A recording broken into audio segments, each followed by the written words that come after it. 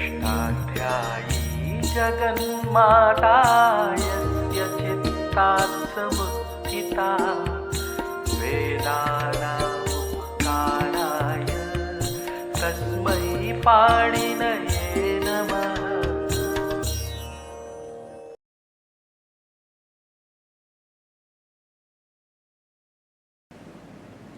नमः पाणिनये। हम अष्टाध्यायी के प्रक्रिया विज्ञान को समझ रहे हैं और अभी तक हमने निर्णय किया कि अष्टाध्यायी को अष्टाध्यायी के पूरे क्रम से लगातार नहीं पढ़ना चाहिए। यदि हम वैसा पढ़ते हैं तो अंगाधिकार के भीतर सुप प्रत्यय परे होने पर होने वाले कार्य भी हैं, तद्धित प्रत्यय परे होने पर होने वाले कार्य भी हैं, तिंग प्रत्यय परे होने पर होने वाले कार्य भी हैं।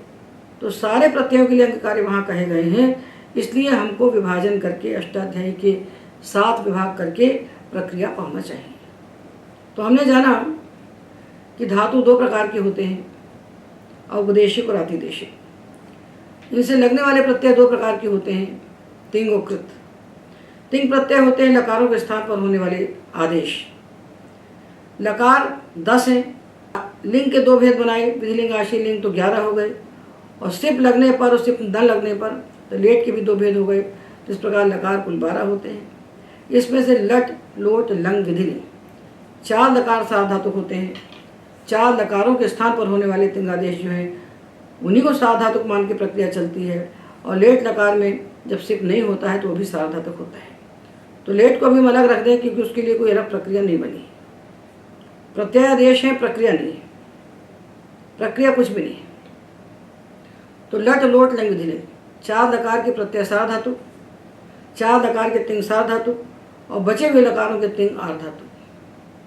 कृत प्रत्यय में जो शित है वो सार्वधातुक और जो शित नहीं है वो आर्धातुक।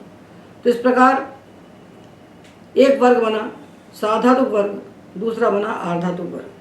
सार्वधातुक वर्ग का अर्थ है लट, लोट, लंग, विधिलिंग 4 लकारों के प्रत्यय और सारे शित प्रत्यय। इतना ही सार्वधातुक है पाणिनि शास्त्र में। 4 लकार के तिंग और सारे शित, इनका नाम सार्वधातुक है। बचे हुए सारे प्रत्यय आर्धधातुक है। अलग अलग विभाजन करके हम पाणिनि प्रक्रिया के रास्ते बना रहे हैं और उन रास्तों को जानकर हम प्रक्रिया को मुट्ठी भर में सिद्ध कर लेंगे। अब ये जो तिंग प्रत्यय हैं सार्वधातुक, लट, लोट, लंग, विधिलिंग 4 लकारों के प्रत्यय तिंग सार्वधातुक, और जितने शित प्रत्यय हैं वो सार्वधातुक।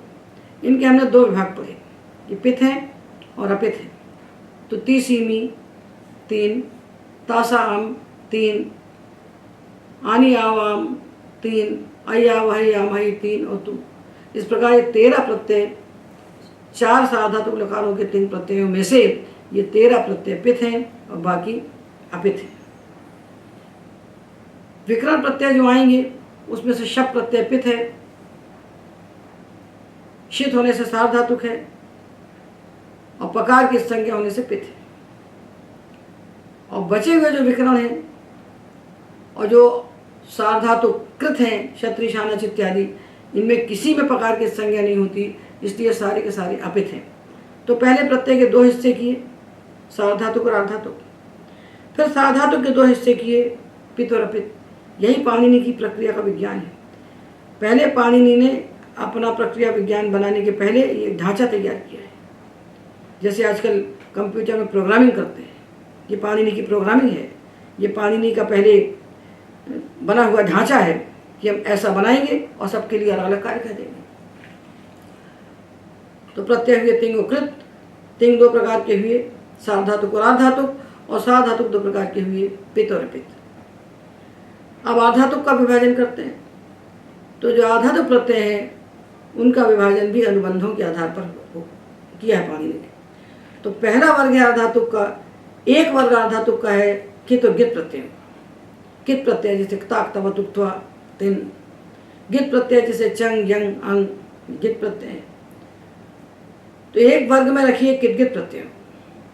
जितने भी कार्य किंगिति किंगिति कहकर पाणिनि ने किए हैं वो सारे कार्यों का विषय बनेंगे ये कित गित प्रत्यय। दूसरा वर्ग है यित नित प्रत्यय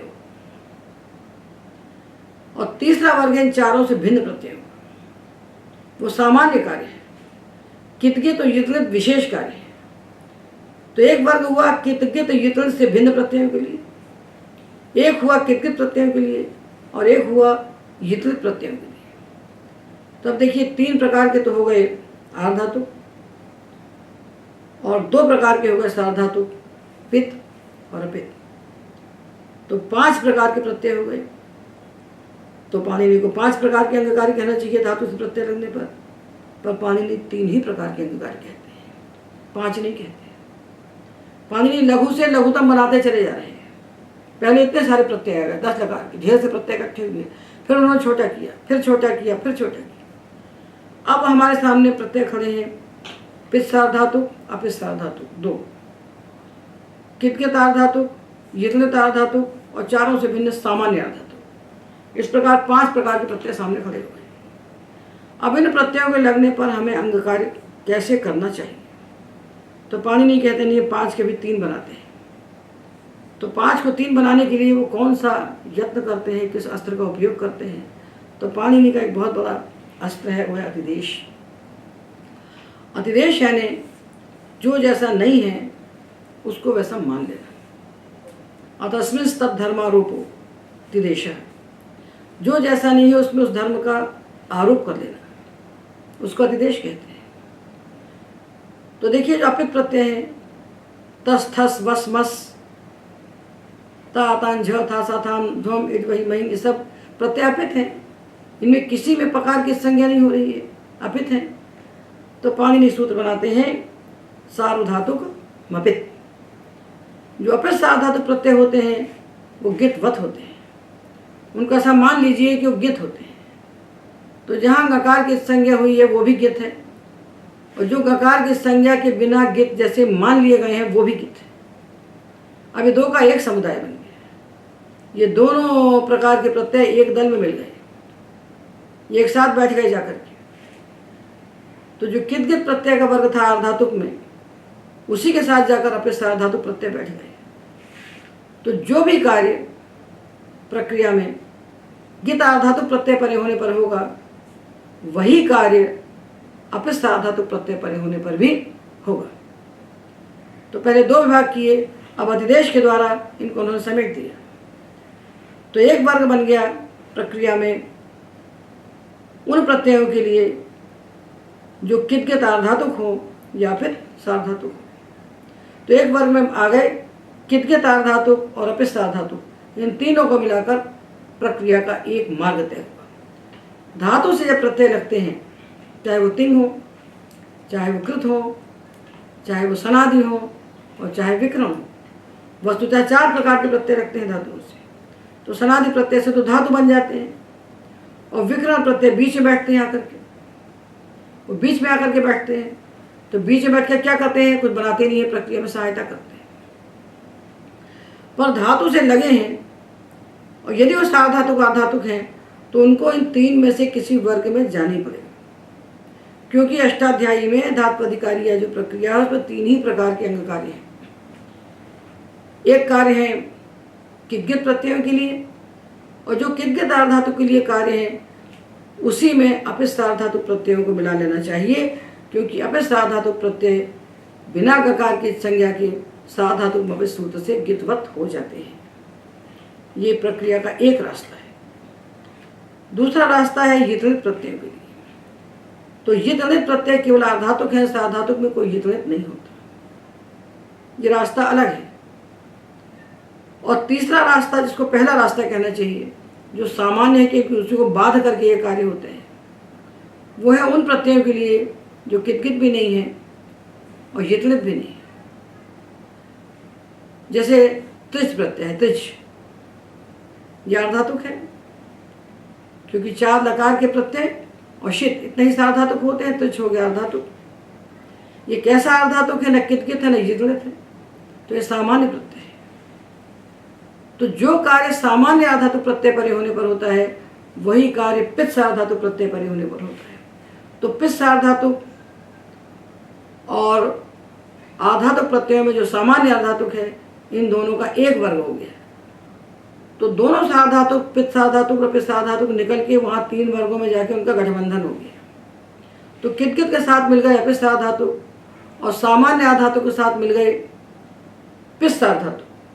तो अब प्रक्रिया के 3 रास्ते बचे, चाहे यंगंत प्रक्रिया हो, चाहे संदंत हो, चाहे यंगलुगंत हो, चाहे साधातु प्रक्रिया हो, चाहे आधातु प्रक्रिया हो। ये सब अलग अलग प्रक्रिया नहीं है। इन सबको पाणिनि ने विभाजित करके 3 हिस्से बना दिए, 3 हिस्से बना दिए। तो देखिए, हम नी धातु से त्रिच लगाते हैं तो नेता बन जाता है, और नेनी धातु से जब हम तिप प्रत्यय लगाते हैं तो नेनेति बनता है। तो जो कार्य सामान्य आधातु परे होने पर होता है वही कार्य पिस आधातु परे होने पर होता है। इसलिए पाणिनि साधातु आधातु के सूत्र से दोनों को इकट्ठा करके एक सूत्र बनाते हैं। पहले वो दोनों के लिए सामान्य कार्य कहते हैं। जो मिदेर गुणा से शुरू होता है प्रकरण, उसमें साधातु को आधातु के उपगंध लघुबंध इत्यादि सूत्र आते हैं। यहीं से प्रक्रिया आरंभ होती है। धातु से प्रत्यय लगने पर प्रक्रिया कहाँ से शुरू करें, इस 8 अध्याय के अष्टाध्यायी में कहाँ से घुसें, कहाँ इसका द्वार है, तो इसका द्वार है 7वें अध्याय का 3रा पाद। प्रक्रिया का पहला सूत्र है साधातु का आधातु की ओर, ये प्रथम सूत्र है, और इसका अपवाद है किंगितिच और अचोनीति। ये 2 इसके अपवाद है। इस प्रकार से जहां प्रकरण में सूत्र बैठे हैं वहां पहुंच करके मुख्य सूत्र को देखकर, उत्सर्ग सूत्र को देखकर, सामान्य सूत्र को देखकर उसके अपवाद पाणिनि ने वहीं कह के रखे हैं। इसलिए प्रकरण के अनुसार हमको उत्सर्ग अपवादों को जानना चाहिए। तो प्रक्रिया के 3 रास्ते हैं, चौथा रास्ता नहीं है। आप यंग लगाइए तो किंगितिच पहुंच जाएगा, और आप तस लगाइए सार्वधातु तो भी किंगितिच पहुंच जाएगा। यंग आर्धातुक है और तस सार्वधातुक है। नेनीतः, नेनीथः, नेनीवः, नेनीमः, नेनीथ। यहां हमने किंगितिच से गुण का निषेध किया। तो यक और यंग परे होने पर भी हम गुण का निषेध करते हैं। तो जो कार्य आर्धातुक गित में होता है वही कार्य सार्वधातुक अपित में होता है। जो कार्य कित कित भिन्न आर्धातुक में होता है वही कार्य पित सार्वधातुक में होता है। ये पाणिनि की प्रक्रिया का दर्शन है, और इसी के आधार पर पाणिनि ने प्रकरण बनाए। पाणिनि को प्रकरणों के अनुसार समझना चाहिए। प्रकरण के अनुसार समझने से हमारे सामने पूरा प्रक्रिया का विज्ञान आ जाता है। प्रयोग क्यों बनाए, क्यों एक प्रयोग हम बनाए भाई, कि हम भवती बनाएं फिर हम नयति बनाएं, तो क्या फर्क है भवती नयति में, क्या भेद है इसमें? तो हम कोई प्रयोग न बनाएं, हम प्रक्रिया का विज्ञान समझ लें, जिस विज्ञान से शब्द अपने आप सिद्ध हो जाए। तो इसका नाम है पाणिनि का प्रक्रिया विज्ञान। इस प्रक्रिया विज्ञान में प्रत्यय को 2 विभाग किए, सार्वधातुक और आर्धातुक। 2 विभाग सार्वधातुक के किए पित और अपित, 3 विभाग आर्धातुक के किए कितगित, युतिंत और सामान्य। उसके बाद पित को सामान्य मिला दिया और अपित सार्वधातुक को गित में मिला दिया, तो 3 रास्ते तय हो गए। कोई भी प्रत्यय धातु से लगेगा तो उसको इन 3 में से एक रास्ते से होकर जाना पड़ेगा, चौथा रास्ता ही नहीं। धातु अधिकारी प्रक्रिया में चौथा मार्ग है ही नहीं। तो हम एक एक धातु के 10-10 प्रकार क्यों बनाते हैं, अपना समय क्यों खराब करते हैं, और सुकुमार मति बालक के बुद्धि पर इतना बोझ क्यों डालते हैं? हमको प्रक्रिया विज्ञान समझना चाहिए। और पाणिनि की प्रक्रिया किसके अनुसार चलती है? अनुबंधों के आधार पर। ये जो पाणिनि के अनुबंध हैं, ये अनुबंध ही पाणिनि प्रक्रिया को चलाते हैं। वास्तव में पाणिनि का शास्त्र एक महायंत्र के समान है। यह अष्टाध्यायी एक महायंत्र है शब्द की सिद्धि का। और इस महायंत्र को चलाने वाला कौन है? इसको चलाने वाले हैं पाणिनि के अनुबंध।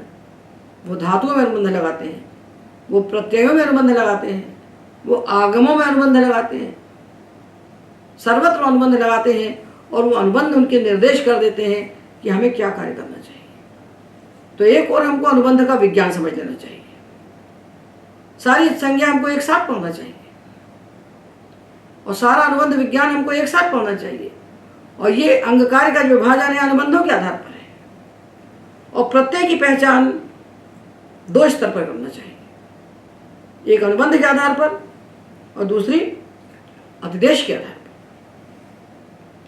यदि हमको अनुबंधों का सम्यक ज्ञान है और अतिदेश का सम्यक ज्ञान है, और यदि प्रत्यय को हम सत्य स्वरूप को पहचान लेते हैं, प्रत्यय सामने आया तो हम झटित स्वरूप को पहचान लेते हैं, तो पूरे सूत्र आकर उस वर्ग के, उस प्रक्रिया के सामने खड़े हो जाते हैं। बहुत सारे सूत्र नहीं हैं, सूत्र थोड़े थोड़े हैं, बहुत ज़्यादा सूत्र हैं ही नहीं। इसलिए हम पाणिनि के शास्त्र को मुष्टिमितम शास्त्रम कहते हैं। मुट्ठी भर के सूत्र हैं, उनको चलाना आना चाहिए। उनको कैसे चलाना, कैसे उनका प्रयोग करना और किस क्रम से प्रयोग करना, ये ज्ञान होना चाहिए। अब हम प्रकरण को लेते हैं तो प्रकरण के भीतर कभी कभी हमको पूरे सूत्र प्राप्त नहीं होते। इसका क्या कारण बनता है? इसका कारण होता है कि सूत्र वहां से चला गया है, दूसरी जगह जाके बैठ गया है।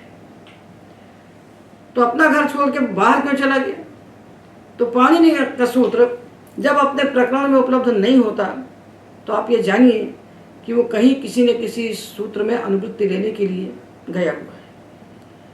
सूत्र के दो काम होते हैं, ऊपर से अनुवृत्ति लेना और नीचे अनुवृत्ति देना, दो कार्य होते हैं। साधातु का आधातु की वो सूत्र मिदेर गुना से गुना की अनुवृत्ति लेता है, और पुगंत लघु पदस्थ सूत्र में साधातु का आधातु की वो पद की अनुवृत्ति देता है।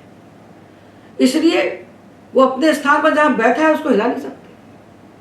पाणिनि का सूत्र जहां बैठा है अनुवृत्ति की रस्सी से बंधा हुआ है, उसको हम हिला नहीं सकते। तो यदि हिलाना है तो पूरे प्रकरण को निकाल लीजिए और पूरे प्रकरण को निकाल के व्याख्या कर लीजिए अलग से, अष्टाध्यायी पर कोई प्रभाव नहीं पड़ेगा। इसलिए ये जो हम अष्टाध्यायी क्रम से सूत्रों को पढ़ते चले जाते हैं, ये तो अवैध है। अंगाधिकार के भीतर पांचों प्रकार के प्रत्ययों के लिए अंग कार्य कहे गए। तो अंगाधिकार प्रारंभ हुआ षष्ठाध्याय के चतुर्थ पाद से, और वहां से सूत्र चले तो 14 सूत्र आए।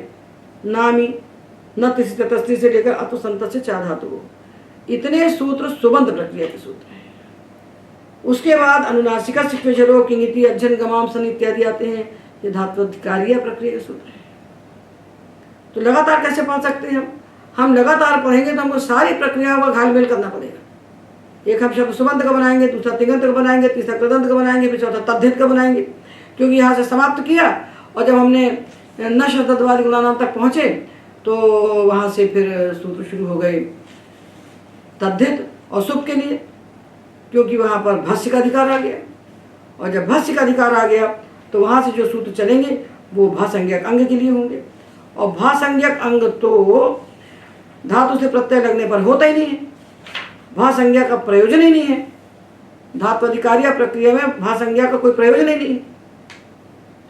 तो भस्य आ गया, और जब भस्य आ गया भस्य का अधिकार, तो भस्य के अधिकार में जो कार्य कहे जाएंगे वो सुबंध तद्धित के लिए होंगे, वो कार्य धातु अधिकार के लिए नहीं होंगे। तो इसलिए हम पाणिनि के विज्ञान को समझें, प्रत्ययों का विभाजन करें, अनुबंधों से जाने, धातुओं को भी अनुबंधों से जाने, प्रत्ययों को अनुबंधों से जाने, और अतिदेश के साथ प्रत्यय को पहचाने। अनुबंध और अतिदेश दो साधनों से हम प्रत्यय की पहचान करें।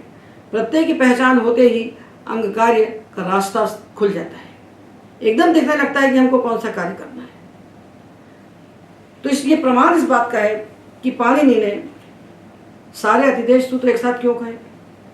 प्रथम अध्याय के द्वितीय पाद में गांकुटादिभ्यो निंगित विजित विभाषो नो साधातुमपित से लेकर के 26 सूत्र उन्होंने कहे रलो विवधा धलादे संश्च तक।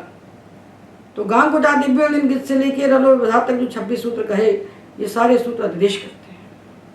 ये अतिदेश 3 प्रकार के होते हैं, एक गित्वातिदेश होता है, एक कित्वातिदेश होता है, और तीसरा अकित्वातिदेश होता है।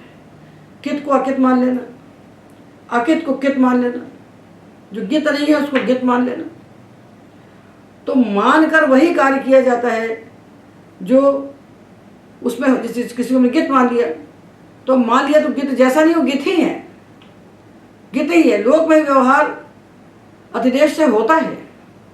किसी का संतान नहीं है, उसने एक पुत्र गोद ले लिया, अब जिस पुत्र को गोद ले लिया वह पुत्र ही है, उसको पुत्र के सारे अधिकार वैधानिक प्राप्त हो जाते हैं, वो उत्तराधिकारी होता है, सारे अधिकार पुत्र के उसको प्राप्त हो जाते हैं। वो पुत्र जैसा नहीं है वो पुत्र है।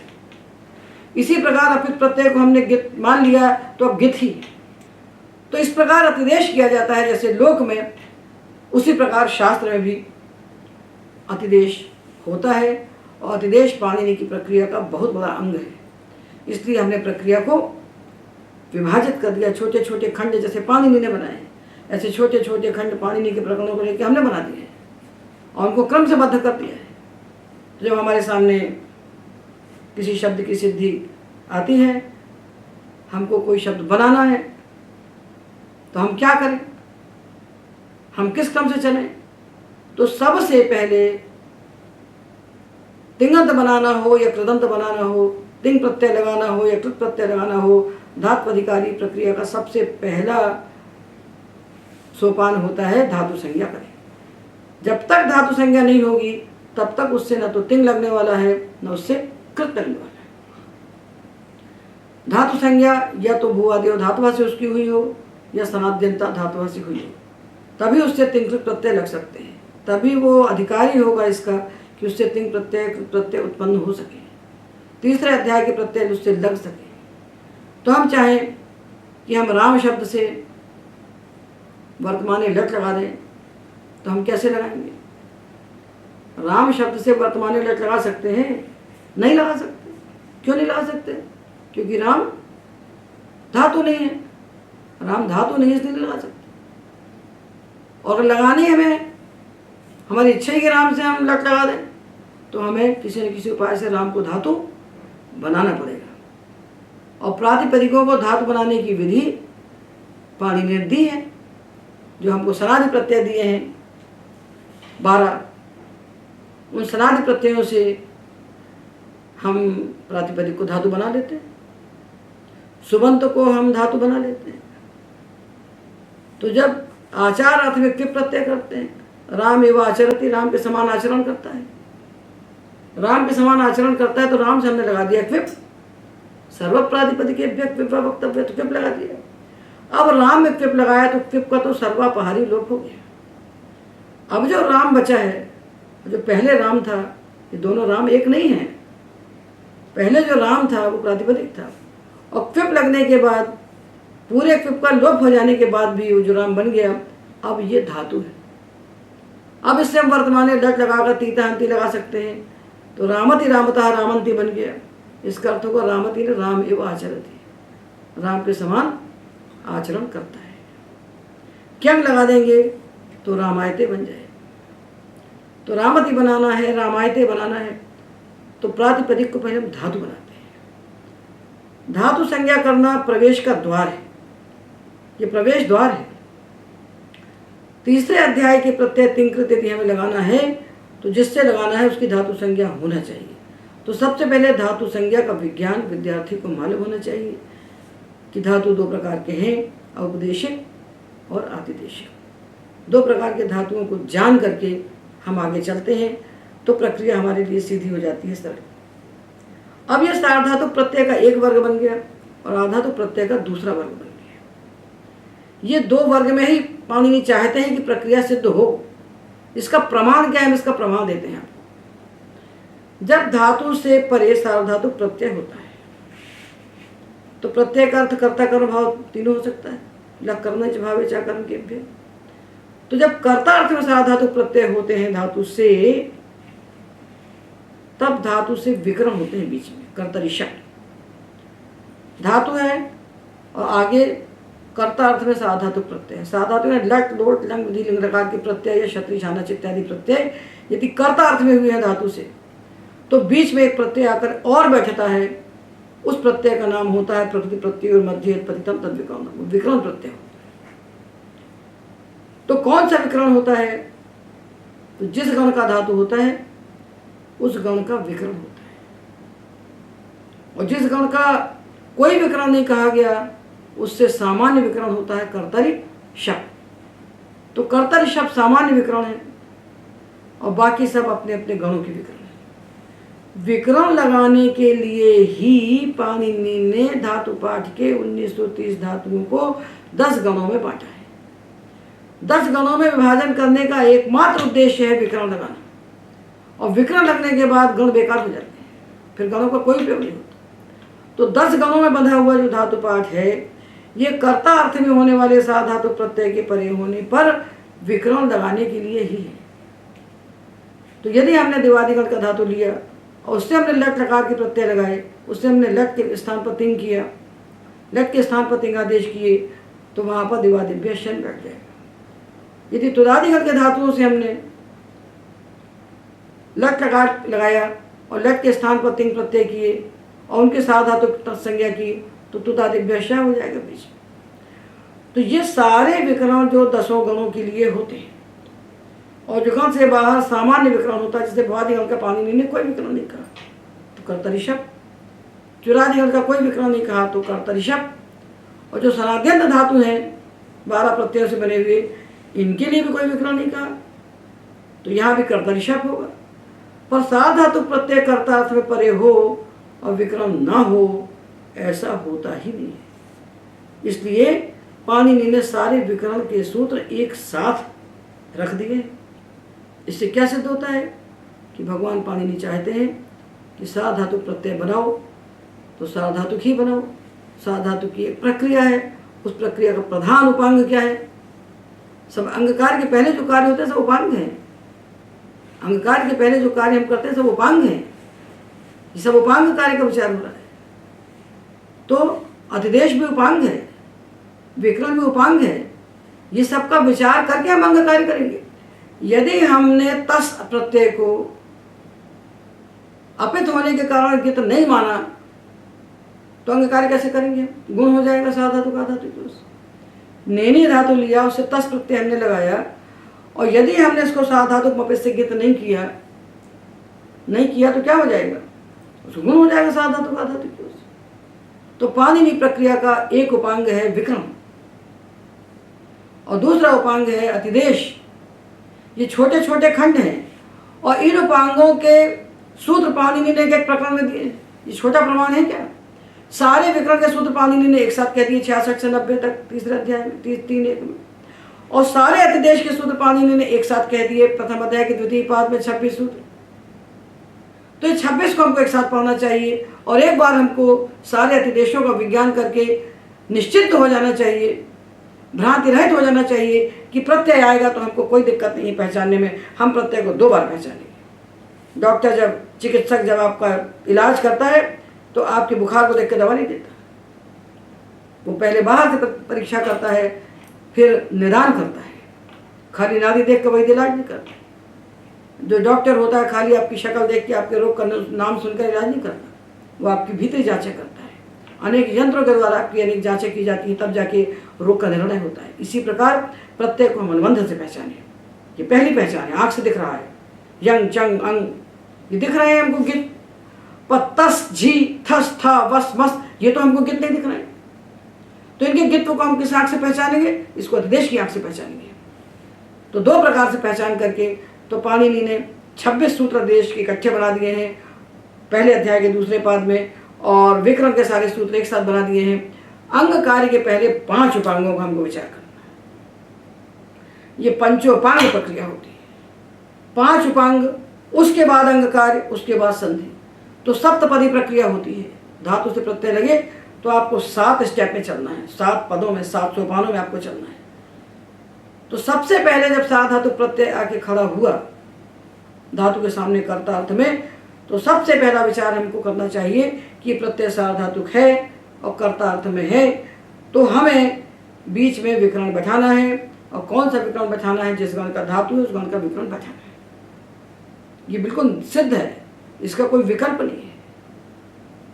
तो पाणिनि ने सारे गणों के विकरण और जिनसे एक से अधिक विकरण होते हैं उन सबको एक प्रकरण में निबद्ध करके रख दिया। इनको दीक्षित जी ने क्या किया सिद्धांत कौमुदी में कि भुआदि को अलग कर दिया, दिवादि को अलग। उन्होंने गण के अनुसार इन सबको तोड़ दिया, बांट दिया, क्योंकि वो प्रयोग को सामने रखे हैं। उनका लक्ष्य है प्रयोग बनाना। तो प्रयोग कैसे बनाओगे? प्रयोग तो अनंत है। 1-1, 2-2 बना दिया आपने, तो आप तो आचार्य हैं। आप सब जानते हैं, पर बच्चे वो कैसे जानेंगे? वो रोते हैं बेचारे, लघु कौमुदी पढ़ने में जान निकलती है बच्चों। तो ये कौमुदी की जो प्रक्रिया है, चाहे लघु कौमुदी हो चाहे बृहद कौमुदी हो, ये सब की सब प्रक्रिया अत्यंत क्लिष्ट प्रक्रिया है। ये प्राण निकालने वाली प्रक्रिया है। इससे बच्चों को उबारने के लिए ये जो पौष्टिक प्रक्रिया है, ये साक्षात पाणिनि में प्रवेश कराने वाली प्रक्रिया है, जो पाणिनि के साथ साथ चलती है, पाणिनि के हार्द के अनुसार चलती है। तो धातु से प्रत्यय लगाइए, प्रत्यय को पहचानिए, जो सार्वधातुक है कि अर्धधातुक है। यदि सार्वधातुक है और उसका अर्थ करता है, तो प्रक्रिया का पहला उपांग है कि आपको बीच में विकरण बैठाना है। जिस गण का धातु उस गण का विकरण, और विकरण बैठाने के बाद दूसरा कार्य हमें क्या करना है? विकरण बैठाने के बाद तत्काल दो रास्ते खुलते हैं। जैसे धातु आया गम, गम धातु है, गम विगत, वर्तमान लट, लट के स्थान पर तिप। अब जब तिप प्रत्यय कर्ता अर्थ में लगा तो बीच में आया कर्तरी शप। अब जब शप बैठ गया तो गम और शप को मिलाकर जो बना वो अदंत है, अदंत अंग तैयार हुआ। अब वो प्रत्यय जो तिप्तस जी बैठे हैं उनके स्थान पर हमें आदेश करना है। तिप्तस जी को तीता अंति बनाना है, और तातान झा को ते इते अंते बनाना है, से थे ध्वे बनाना है। इसका नाम है प्रत्ययादेश। ये प्रक्रिया का दूसरा विभाग जो है, दूसरा उपांग जो है प्रत्ययादेश। ये सारे सूत्र पाणिनि ने लस्य में कह दिए। तीसरे अध्याय के चौथे पाद में लस्य का अधिकार करते हैं, और वहां इन तिंग प्रत्ययों के स्थान पर पूरे आदेश वो कह देते हैं। और जो अंगानुसार आदेश होते हैं उनको सातवें अध्याय के प्रथम पाद में दो चार सूत्र हैं जो बच जाते हैं, उनको वहां कहते हैं। तो पाणिनि प्रत्ययादेश के पूरे सूत्र एक साथ एक अधिकार में कहते हैं। लकार के स्थान पर तिंग और तिंग के स्थान पर होने वाले आदेश। तो लकार के आदेश है तिंग, और तिंग का आदेश है था, सस्य इत्यादि। लकार के स्थान पर तिप्त थास हो गया, थास के स्थान पर से हो गया। तो जितने भी आदेश हैं, लकार के स्थान पर आदेश, आदेशों के स्थान पर आदेश और आदेशों के स्थान पर आदेश जितने भी हैं, ये सारे के सारे पाणिनि एक साथ लस्य के अंदर कहते हैं। ये हमको एक साथ बनाना चाहिए। पहले दो हिस्से में लकार बांट दिए, सार्वधातुक अर्धधातुक। उसके बाद लकार यदि कर्तार्थ में हुआ है और सार्वधातुक है तो विकरण लगाया। विकरण के लिए एक प्रकरण है, प्रत्ययादेश के लिए दूसरा प्रकरण है, और अतिदेश के लिए तीसरा प्रकरण है। ये सब प्रक्रिया के उपांग है। तो विकरण एक उपांग है, प्रत्ययादेश दूसरा उपांग है जो लस्य में है, अतिदेश तीसरा उपांग है जो गांग कुटाती भ्यूण से लेकर 26 सूत्रों में होता है। 3 उपांग हो गए। जो चौथा उपांग है प्रक्रिया का, इनका ज्ञान कराना चाहिए। शब्द अपने आप बन के खड़ी हो जाती है, शब्द राशि, ढेर सारी अनंत शब्द राशि अपने आप खड़ी हो जाती है, और छोटे छोटे बच्चे बनाने लगते हैं।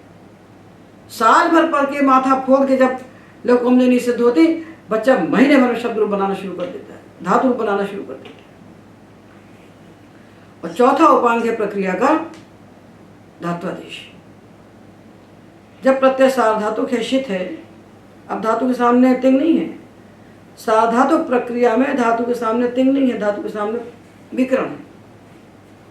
वो विकरण, उनमें ऊ को छोड़कर सारे विकरण शित है। शप, शन, श्नु, श, श्नम, श्ना, ये सब शित है। इन शित विकरणों के को देखकर कुछ धातु ऐसे हैं जिनके स्थान पर आदेश होते हैं। शित परे होता है तो पा को पिप होता है। पा धातु से हमने वर्तमान लट किया, लट के स्थान पर तिंग किया, और तिंग चूंकि सार्वधातुक है तो हम कर्तरी शप हो गया, और शप शित है इसलिए पा के स्थान पर पिप हुआ तो पिबती बन गया। यदि हम धातु से ऋत करते हैं तो बीच में से आ जाता है। ये कड़ी है, ये पूरी चेन है कि तिंग है और सार्वधातुक है तो शप हुआ, शप हुआ तो पा को पिप हुआ। यदि से आ गया तो आर्धातुक है, आर्धातुक है तो शित नहीं है, शित नहीं है तो पा को पिब नहीं होगा, पास्थिति बन जाएगी। तो इसलिए एक पूरा प्रकरण है विकरण का। विकरण एक उपांग है, प्रक्रिया का उपांग है, अंग कार्य के पहले की तैयारी है, उसका नाम उपांग है। ये तैयारी है उसकी। विवाह करते हैं हम अपने घर में कन्या का, तो विवाह होता है हमारा मुहूर्त में, और 2 महीने पहले से तैयारी शुरू हो जाती है। ऐसा नहीं होता कि तत्काल एक लड़का ले आए विवाह कर दे 2 मिनट के अंदर, ऐसा नहीं होता।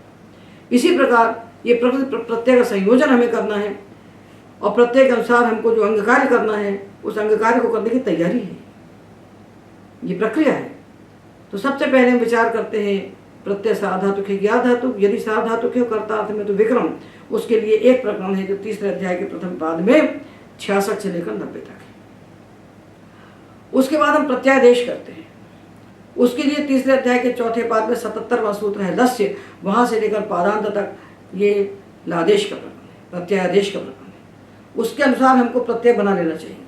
जो तिंग प्रत्यय के स्थान पर किस किस लकार में कैसे आदेश होगा, प्रत्यय निष्पन्न होंगे। 10 लकार के प्रत्यय तो तिंग से ही बनेंगे ना, उनकी मूल सामग्री तो तिंग ही है, मूल वस्तु तो तिंग ही है। और तीसरा कार्य हमको करना चाहिए, अभी अतिदेश नहीं करना चाहिए, तीसरा कार्य हमको पहले करना चाहिए धात्वादेश। कुछ धातु ऐसे हैं जिनके स्थान पर आदेश हो जाते हैं, जिनकी आकृति शित प्रत्यय के कारण बदल जाती है, वो किसी भी गण की हो, तो इनको अलग अलग गण में जाके क्यों पढ़ना चाहिए। पाणिनि ने प्रकरण बनाया है अष्टाध्याय के 7वें अध्याय के 3रे पाद में ओतशनि से आरंभ करते, ओतशनि सूत्र है। तो ओतशनि में ओकारांत धातुओं की ओ का लोप होता है शन परे होने पर, तो शन तो दिवादिगण में होता है। और उसके बाद क्षमा अष्टानाम दीर्घ शनि कहते हैं, तो ये भी दिवादिगण में होता है। और इशुगमी यमांछा कहते हैं, तो ये धातु 2 गणों के हो जाते हैं। और पाघ्राधमा में जो धातु हैं ये धातु वादिगण के हैं। और जो पुआदि नाम ह्रस्व कहते हैं, तो सारे पुआदि धातु तो क्रियादिगण के हैं। तो पाणिनि ने कहाँ गण भेद किया, कहाँ पाणिनि ने कहा कि आप भुआदिगण के सब रूप बना लो तब दिवादी के बनाओ, जब दिवादी के बना लो तब दूसरे के बनाओ। ये तो क्रम पाणिनि ने लिखा, ये पाणिनि सम्मत क्रम ही नहीं। धातु पाठ में उन्होंने जिस क्रम से धातुओं को कहा उसी क्रम से आप प्रक्रिया क्यों बनाते हैं, उसी क्रम से धातु रूपों की निष्पत्ति आप क्यों करते हैं, ये पाणिनि क्रम नहीं है। इसीलिए उलझन होती है और इसीलिए बच्चे परेशान होते हैं कि अब लट के बाद लिट बनाना शुरू कर, एक धातु को 10 लकार बनाते। पहली बात, एक धातु के बाद 10 लकार बनाए, लट बनाया, लट से बच्चा निपट नहीं पाया, आपने लिट खड़ा कर दिया। अब वो बेचारा विकरण को छोड़ के इडागम में घुस गया जाकर। आर धातु प्रत्यय लगता है तो हमको इडागम का विचार करना होता है, सार धातु में विकरण का विचार करना पड़ता है। तो सार धातु प्रक्रिया के उपांग हैं, पहला उपांग विकरण, दूसरा उपांग प्रत्ययादेश, तीसरा उपांग धात्वादेश। उन विकरणों को देख करके किस किस धातु के स्थान पर कौन से आदेश होते हैं, 10 गण में से किसी भी गण का धातु हो ना भाई, इससे क्या हमको लेना देना। जब पाणिनि एक साथ आदेश कर रहे हैं और हमको शित प्रत्यय दिखाई पड़ रहा है सामने विकरण के रूप में, तो हम वो आदेश कर लें। तो विकरण एक उपांग, प्रत्ययादेश दूसरा उपांग, और धात्वादेश तीसरा उपांग, और अतिदेश चौथा उपांग। ये 4 उपांग है। और यदि प्रत्यय द्वित्व निमित्तक है, साधातु प्रक्रिया में श्लू आता है, तो श्लू परे होने पर जो इत्यादि गण में जो शब्द के स्थान पर श्लू होगा तब हम उसको द्वित्व करेंगे, दा को ददा करेंगे, धा को दधा करेंगे। तो द्वित्व और अभ्यास कार्य ये केवल जो इत्यादि गण के लिए अपेक्षित है, बाकी गणों में नहीं लगेगा। पर 4 गणों के लिए तो इस प्रकार 5 उपांग हो गए प्रक्रिया के 5 उपांग हो गए। विक्रम साधातु प्रक्रिया के 5 उपांग हुए, विक्रम, धात्वादेश, प्रत्ययादेश, अतिदेश और द्वित्वाभ्यास कार्य, ये 5 कार्य। पाणिनि ने अंगकार के भीतर भी सबको अंगकार में डाला, जो अंग के जो प्रत्यय के अनुसार होते हैं वो अंगकारी हो गए। तो उतना बड़ा अंगकार्य में से खंड खंड करके उन्होंने छोटे छोटे प्रकरण बनाए। उन प्रकरणों को लेकर हमने इस पौष्पी प्रक्रिया में 5 उपांग अलग अलग कर दिए। इन 5 उपांगों का विचार करने के बाद अब हमको अंगकार्य सोचना चाहिए, और उस अंगकार्य को करने के लिए हमको अतिदेश, इसलिए सबसे अंत में अतिदेश का विचार करना चाहिए। इन सारे उपांगों में सबसे अंत में अतिदेश का विचार, क्योंकि अतिदेश का विचार करने के बाद हमारे सामने सीधा स्पष्ट हो जाएगा कि प्रत्यय कित है कि प्रत्यय कित नहीं है, प्रत्यय पित है कि अपित है। यदि अपित है तो गित है, तो गित के लिए अलग कार्य है और पित के लिए अलग कार्य है। साधातु प्रक्रिया में 2 ही कार्य है, आधातु प्रक्रिया में 3 कार्य है, साधातु प्रक्रिया में 2 कार्य है, प्रत्यय पित है या अपित है। और फिर पित्त अपित्त का विभाजन करके 2 के 4 हो जाते हैं, बात की बात है। फिर पित्त के 2 हिस्से बना देते हैं, वो हलादि पित्त और अजादि पित्त, और अपित्त के भी 2 हिस्से बना देते हैं, हलादि पित्त और अजादि पित्त। क्योंकि इन चारों को लेकर उन्हें कार्य कहे हैं। जब वो उतो वृद्धे लुकी हनि कहते हैं तो उनको हलादि पित्त प्रत्यय अपेक्षित है, और नाभ्यस्त तस्याचिकित्सा धातु के कहते हैं तब उनको अजादि पित्त प्रत्यय अपेक्षित है। जब नाभ्यस्त अगर आता है कहते हैं तो उनको अजादि पित्त प्रत्यय चाहिए। जब ई हल्यगो कहते हैं तो उनको हलादि पित्त प्रत्यय चाहिए। तो सा धातु प्रत्यय 2 प्रकार के, पित्त और अपित्त, और पित्त के फिर 2 विभाग हुए, हलादि पित्त और अजादि पित्त। अपित्त के 2 विभाग हुए, हलादि पित्त और अजादि पित्त। तो इस प्रकार 4 प्रकार के प्रत्यय हुए सा धातु, हलादि पित्त, अजादि पित्त, हलादि पित्त, अजादि पित्त। ये 4 में से एक का रूप भी हम बना लेते हैं तो बाकी सब प्रत्यय उसी के अनुसार बनते हैं। प्रत्यय जितने भी हों, रूप हमको 4 ही बनाना है। इन 4 विभागों में पाणिनि ने पूरी सार्वधातुक प्रक्रिया को बांधा है। इन 4 विभागों को जान करके जो बनाता है उसके सामने प्रक्रिया नृत्य करती है, उसके सामने प्रक्रिया पूरी खड़ी हो जाती है करके।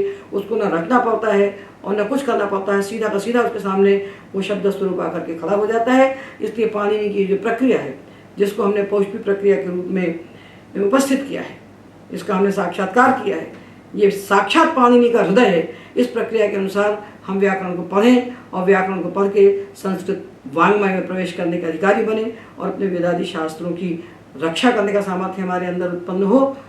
इसलिए इस प्रक्रिया विज्ञान को आपके सामने हम क्रमशः उपस्थित कर रहे हैं। एतावदेव।